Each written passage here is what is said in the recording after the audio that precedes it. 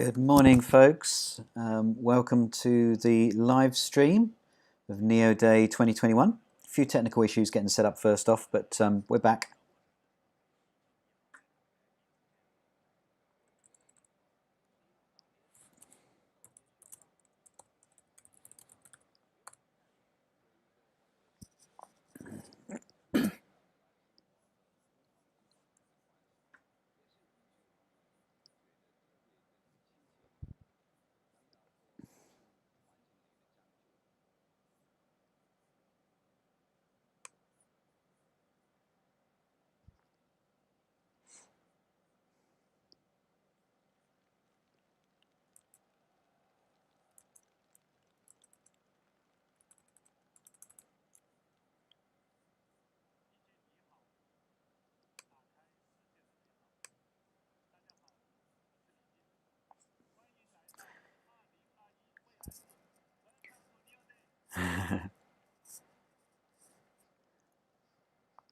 Here we are.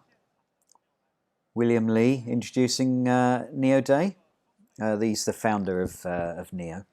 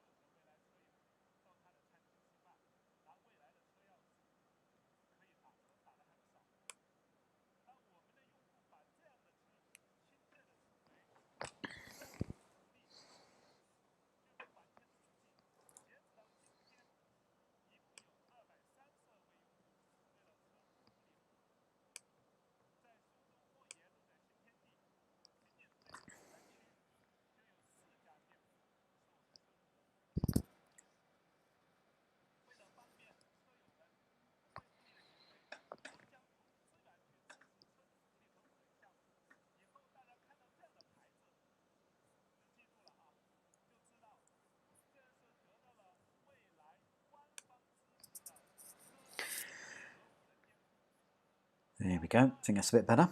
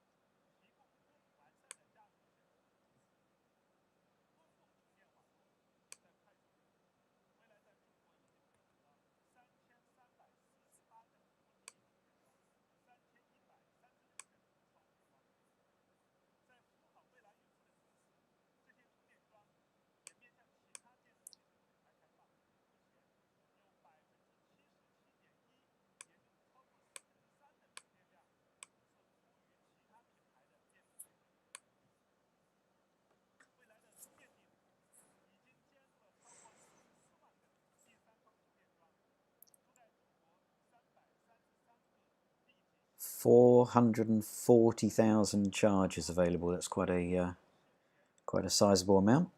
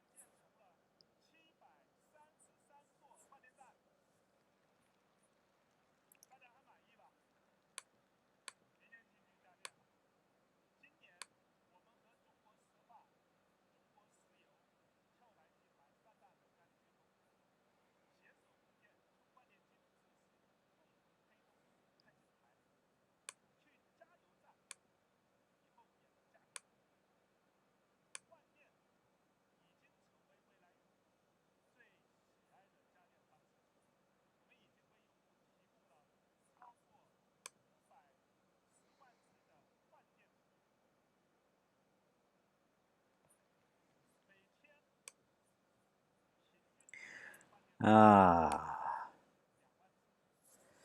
the battery swap stations are fantastic.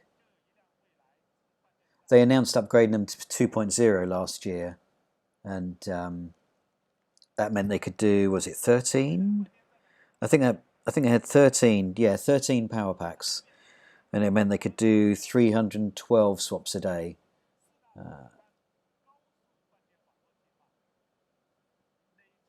What was it? At that time, they were looking to try and get 500 battery swap stations in this year.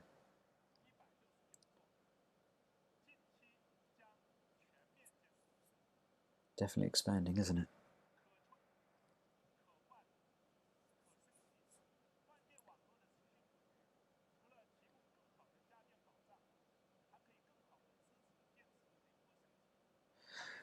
They're looking to get this into Norway as well. I think they're going to get. I think it's 3 power swap stations they're due to get in there.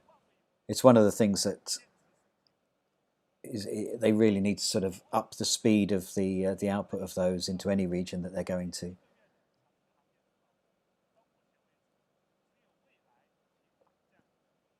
I know that there was a swapping company in place before that tried it in the UK and it wasn't very successful, but I think that NIO have a little bit more impetus behind them.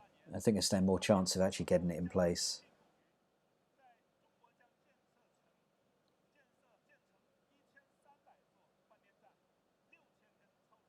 1,300 swap stations in total. Wow. I mean, they were trying to get 500 in by the end of 2021, so that's quite a growth.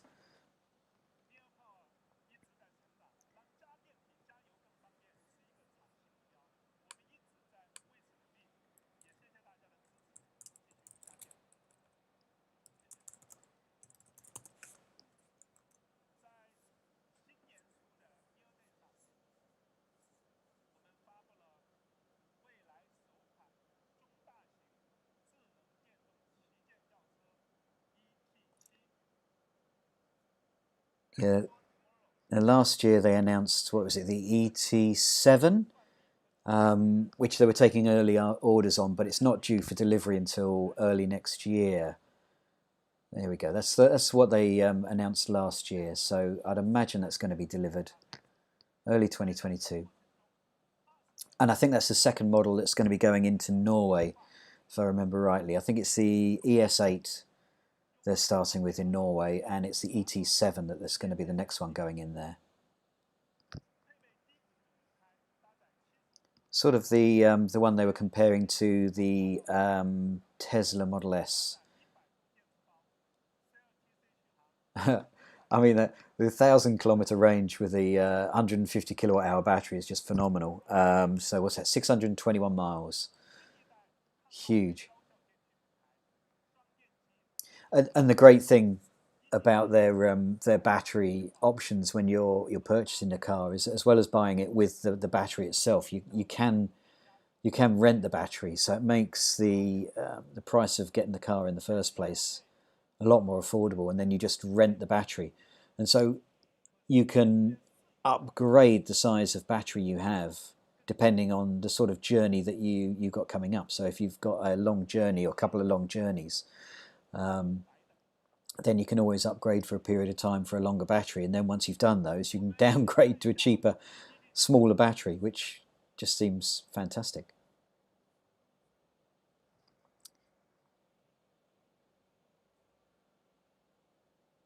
Okay, so going through a lot of the ET7, which, I mean, they took us through the initial reveal last time, but and a little bit of the testing, but um, obviously some cold weather stuff that they're going to be doing.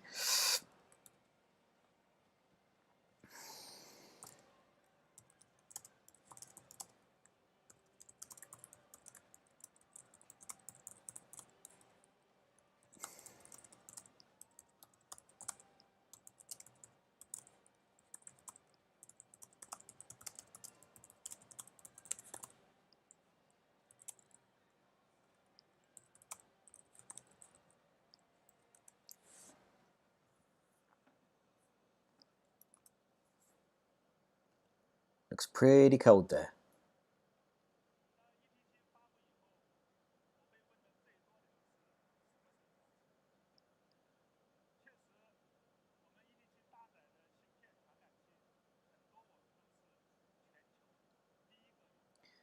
He's a very good presenter, William Lee. He put on a good show last year and seems very comfortable. I mean, obviously it's a favourable audience, which helps.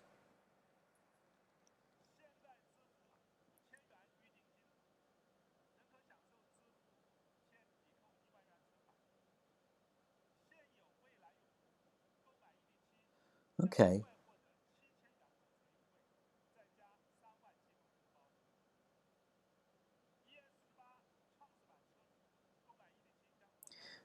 Nice, making a little deduction for anyone that's upgrading to a ET7.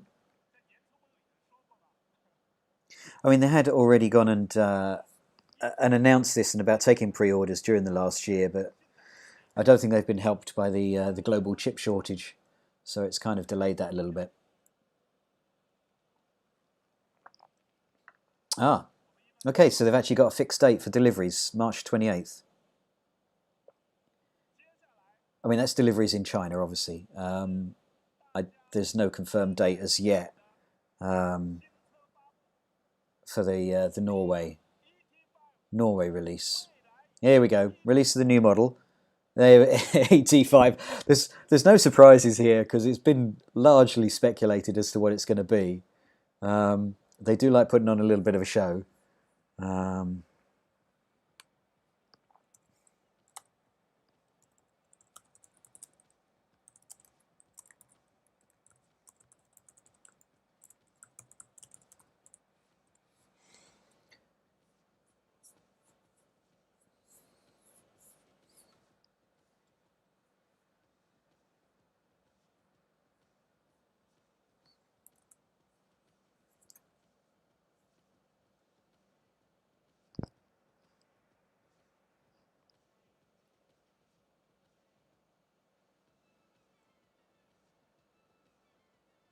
I was going to say they've gone with a slightly different colour this time because they came out with a white ET7 last year and it looked absolutely fantastic. But they've gone for a couple of different ones this time.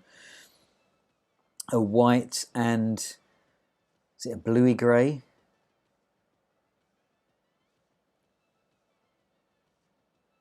Bit Model 3-esque maybe.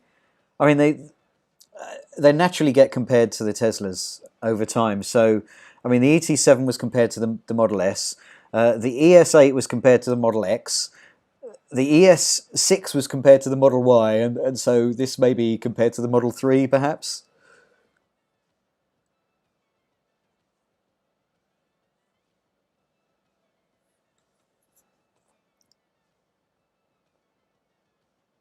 Mm. I mean, that's what they've been teasing with the images, the light strip at the back.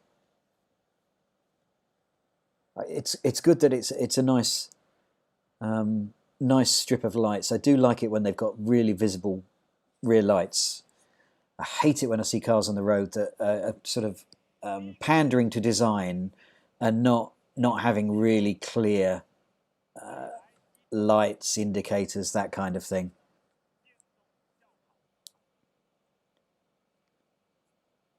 Mid-size smart electric sedan. All glass roof by the look of it. 4.8 meters long, 1.5 meters high. Okay. Okay, below 2 meters wide. So, yeah, narrower than the Model S. I guess that's comparable with the Model 3 width-wise.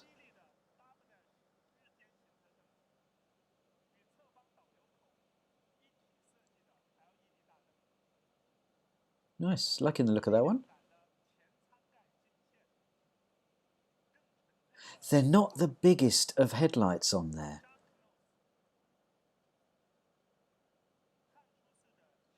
But I bet they kick out some good light. It'll be interesting when Bjorn Neeland gets a go of it and can test out the headlights on his usual route around the back roads. Yeah, nice visible brake calipers. Cameras all round, I would imagine, for the was it Aquila super sensing that they've got in place. So the kind of system they have in place, let me have a read of the notes from the ET7. The Aquila, the super sensing system, it had a LiDAR, it had 11 8-megapixel high-res cameras, ultrasonic sensors and radars. And I would imagine it's going to be a similar scenario for this.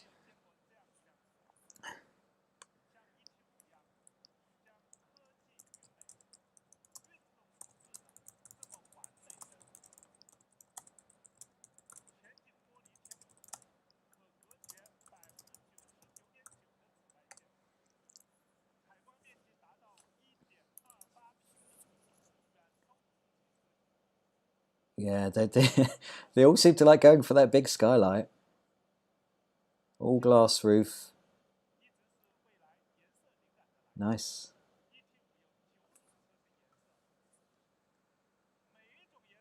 Okay, interesting way of looking at their color options, and it seems like a nice range.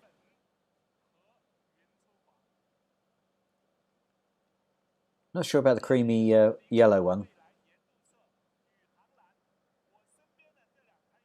It's still, just because they're on the Chinese market doesn't mean that they're going to be coming out here, of course. But yeah.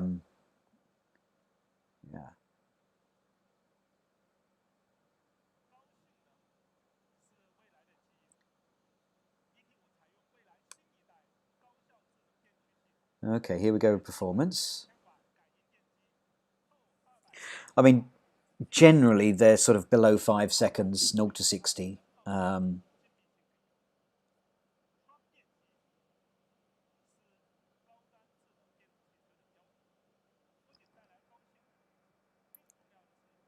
would imagine this will probably be a similar scenario because it's probably a slightly lighter car.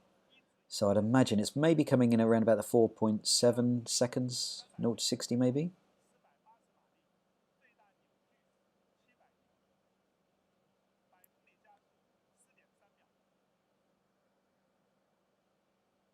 Oh, 4.3, even faster. Okay. Yeah. I mean, that was faster than the EC6, the ES8, the ES6. Not as fast as the ET7. That's down as 3.9 seconds. And again, obviously, it's 1,000 kilometers plus with the 150 kilowatt hour battery, which is quite an investment. So it's 620 miles. I mean, my bladder wouldn't last 620 miles, but it's it's good as an option. I suppose that way you don't have to charge so often. You can charge up once and at home for the week maybe, and do your drives.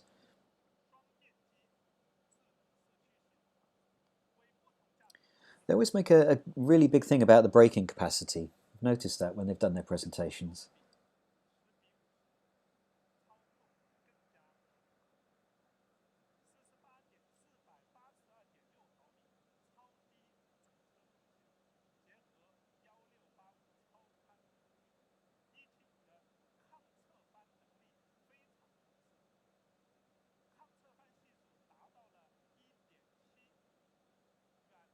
Okay, making it very stable.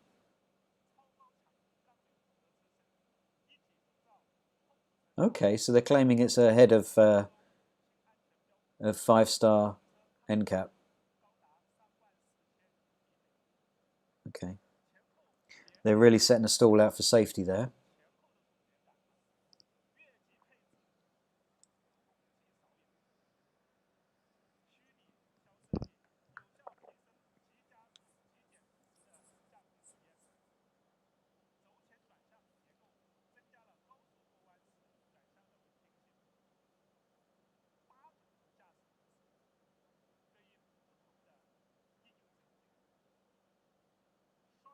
Eight drive modes. Wow.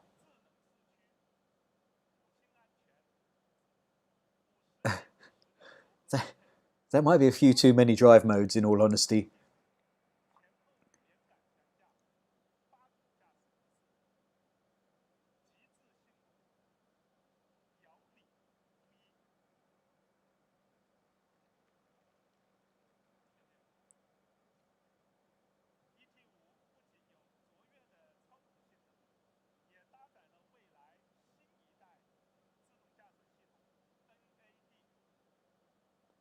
Okay, the autonomous driving. Oh, here we go. Yeah, the Aquila super sensing I talked about. And the Adam supercomputer. Yeah, okay. So this is what they were covering for the ET7 last year.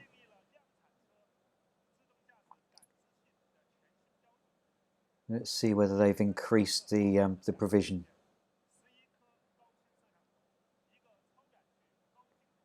$33 high-performance sensing units. No, so this is the same as they announced last time. Yep, 12 ultrasonic. Yeah. Okay, so this is the same setup that they announced for the ET7, which was extremely comprehensive. They gave us a run through of the how the lidar and radars would look to the computer. They gave a really good simulation of it. So surround view cameras mounted in the rear view mirror housings.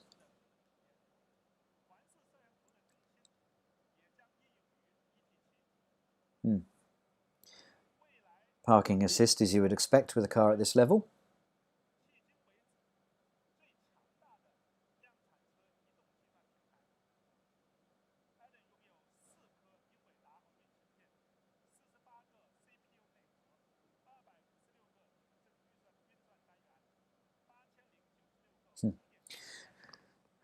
I mean, that's quite a supercomputer they have in there, so it's no wonder that it was held up by the chip shortage.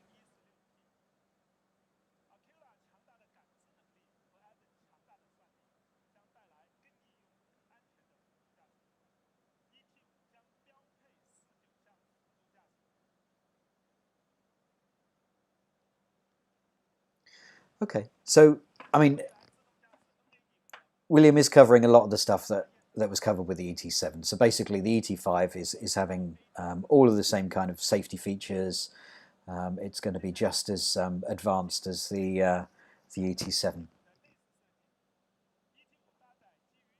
Oh, this would be interesting. So the inside of the ET7, they'd gone and used a lot of renewable materials. So let me look. They were using, I think it was rattan as part of the covering for the inside. See, what, I assume they're going to be using that again.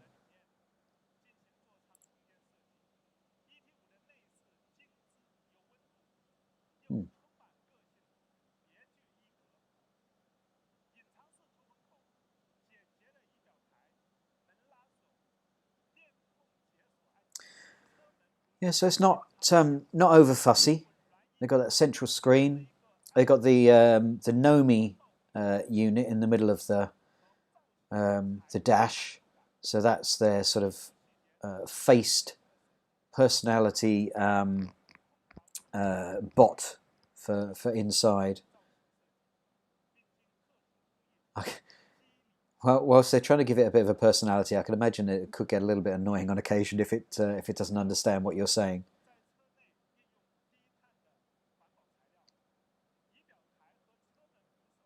Yeah, recycled materials again.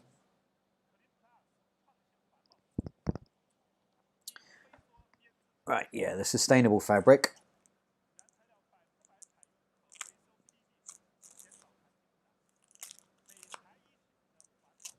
Recycled bottles. Nice.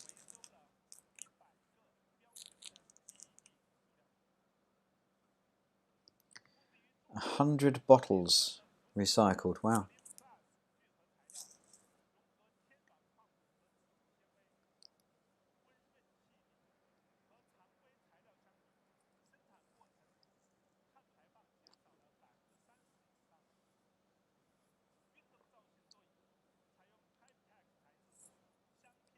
Okay, that's good. 30% reduction in carbon when producing it. I mean, it's a step in the right direction.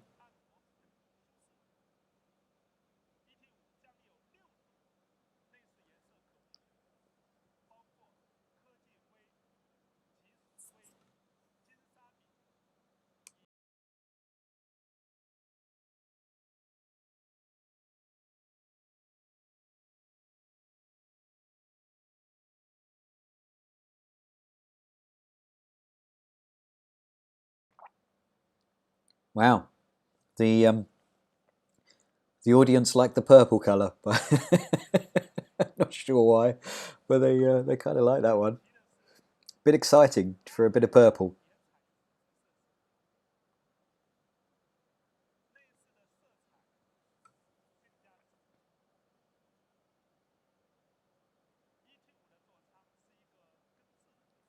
Well, it's nice to have those options, I guess, and they're quite clean colours that sort of complement it quite well, I think.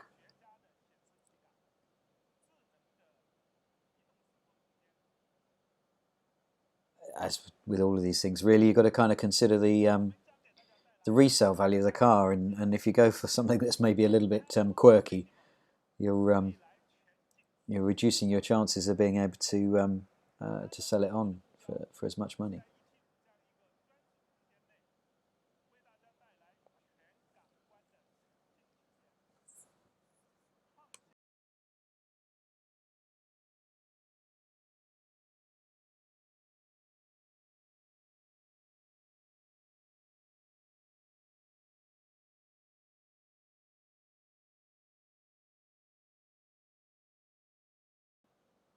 Yeah, the ambient lighting looks quite nice.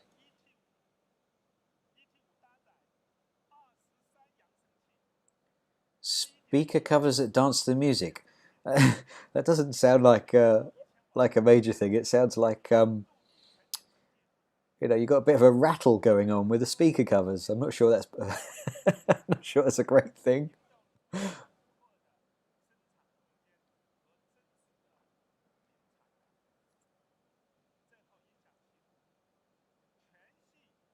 A truly immersive concert hall. Okay, and that's standard on the ET5.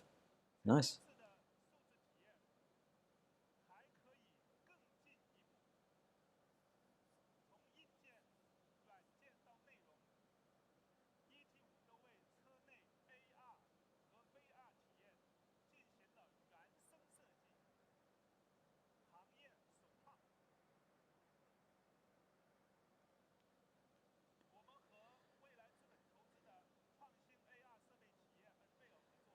AR and VR native design. Okay.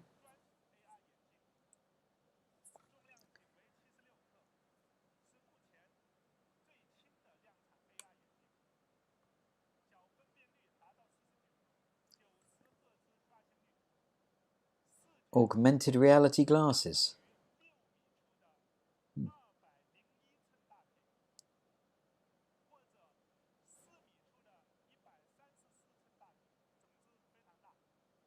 So,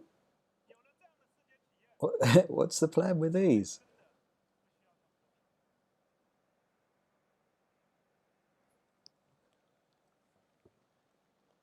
Hmm. Okay.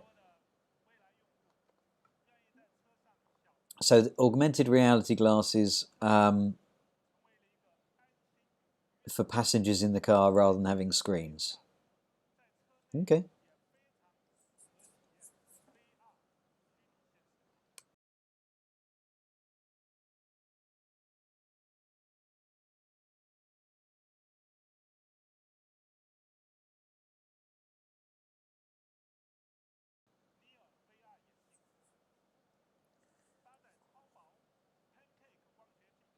And virtual reality glasses as well as augmented reality. Okay.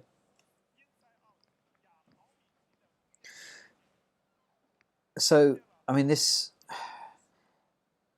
is looking at a way of competing with Tesla's in-car experience, where they've got the various different things for entertaining people when you're parked up, charging and the like, such as the karaoke and the various games.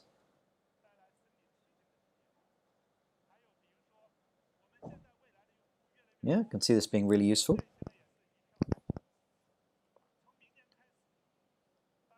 Opportunity for them to keep selling the upgrades to the glasses as well in the future. So a good revenue stream, I would imagine. Interesting.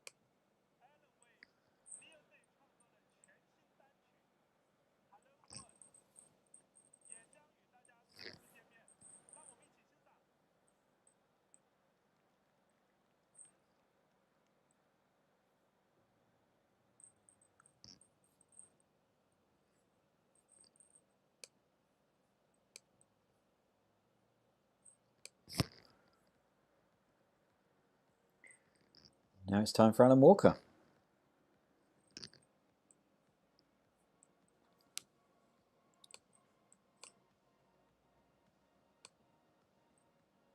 It's time for Alan Walker.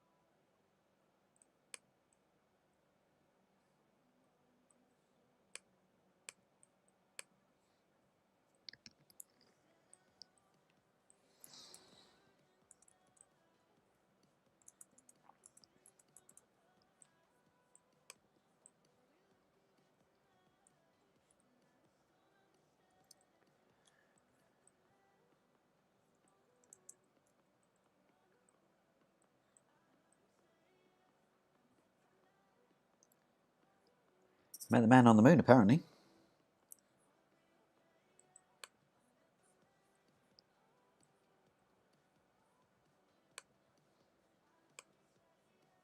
Man on the moon, apparently.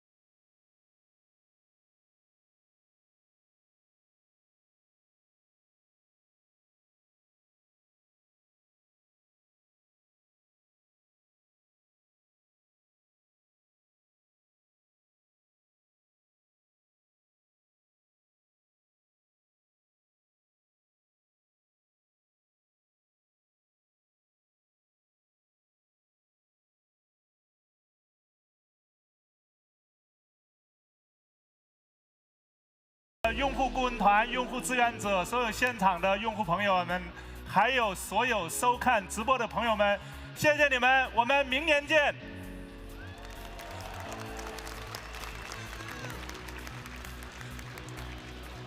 谢谢，谢谢，谢谢。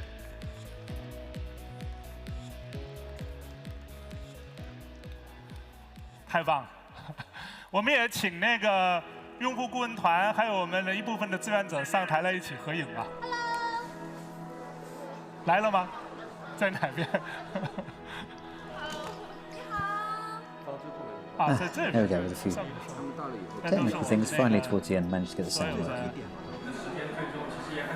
Following on from Alan Walker doing his set, which you would have seen in miming, and then NIO band. 表演得太好了，谢谢谢谢。表演得太好了，感谢感谢。 So where are we looking at? That's just over an hour. That I think that was quicker than last NIO day. 好，当我们拍照啊。谁给我们拍照？So I mean, the main gist of it was just really the release of the ET5 as expected. That it was I mean, to me, it looked like a Model 3 competitor, and it had fairly similar features. So it was it's got the full safety features around it, the LiDAR, and various different sensors.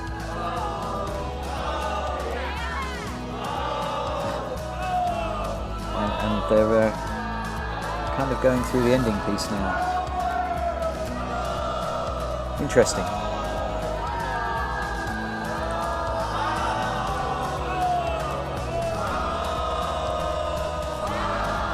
Lots of hellos. I mean, one of the big things for me was the number of battery swap stations, the progression they've got there, because they were saying that they were going to try and reach 500 this year, and now next year they're talking about 1,300, which is phenomenal growth. And obviously the release of the ET5 is another big thing, so that's coming up, and it looks like a really good car. They were talking about the ET7 that they are now going to be delivering that on, I think it's March the 28th, and they're taking the pre-orders from it. I mean, they'd said previously they were taking the pre-orders, but I guess they must have stopped that during the year because of availability. Oh, that was a very good test event for me, attempting the live streaming. So thanks for everyone that came in and had a watch. It was relatively relatively successful from a technical point of view of me getting it going. So for the next one, hopefully it'll be more successful. But thanks for anyone that dropped by. It's much appreciated. So catch you soon.